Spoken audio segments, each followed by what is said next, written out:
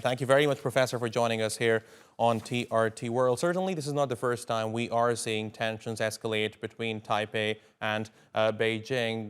But tell me, do you see anything different about the latest escalation?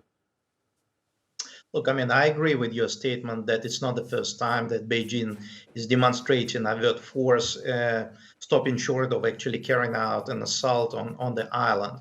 I think the principal significance that I see in this round of live firing exercises compared to what, for example, China staged last year in response to then Speaker of the House Pelosi's visit to the island was simulated strikes that were carried out not only from the western sectors, but also from the east by means of bringing the Chinese aircraft carrier, the Shandong, as you already suggested, into the picture. And by that, Beijing is demonstrating its maturing capacity to not just encircle Taiwan by flying sorties around it or by deploying ships, but also by demonstrating that it can strike Taiwan from multiple directions and by that effectively deny Taiwan what the defense expert would describe as strategic depth. So effectively exposing the total vulnerability of the island to possible offensive firepower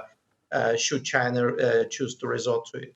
Professor, it all happened in the wake of Taiwan's president's visit to the United States, where she met with U.S. House Speaker. Now, I wonder whether or not it was worth it for her to visit the U.S. when there were clear warnings from China that if that visit goes through, there will be consequences.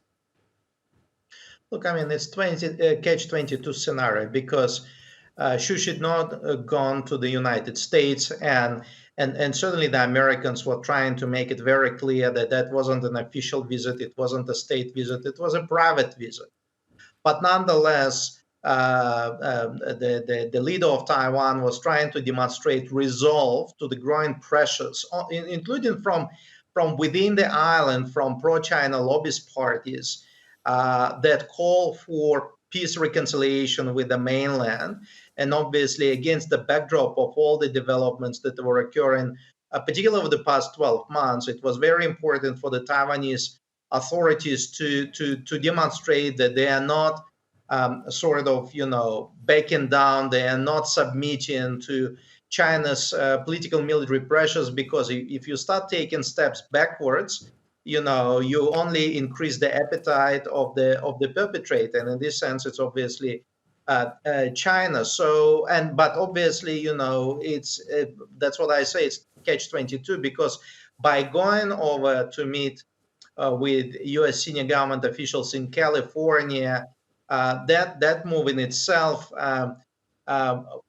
compel China to respond and compel China to actually escalate tensions by engaging in this live firing exercise. So one way or another, Taiwan seems to be at a loss here, because obviously the United States is several thousand kilometers away, and Beijing is demonstrating more and more capability to exercise influence by means of overt military force.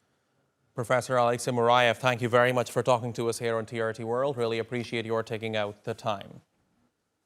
Thank you.